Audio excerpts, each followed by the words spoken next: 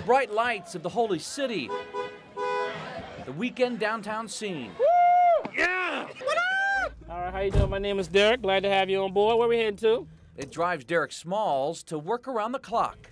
Working all night, 4 or 5 in the morning, go home, shower, and come back in the morning for the cruises. Smalls has driven a cab for 6 years. It's his second job and a way to support his family. I got family. I got 6 kids.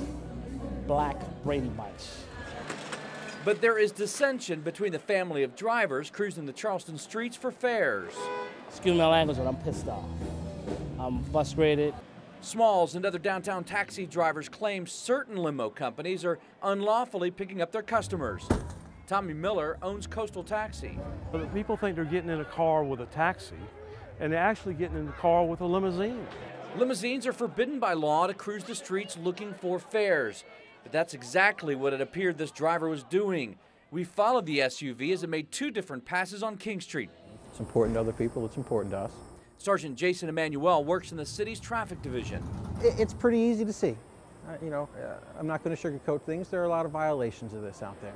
Limos are also forbidden to stop after being flagged down. A short time on Market Street, and it wasn't hard to spot. Joe Bland saw it firsthand. His friends flagged down a limo, and off they went. They gave him 50, and they hopped in with him and went down there. But it was not a cab. No, it wasn't a cab. It wasn't a cab. I'm not sure what it was. It was an SUV. Taxi fares are regulated by city council. Limo fares are not. Here you go, sir. Taxis have meters. Limos do not, leaving customers vulnerable.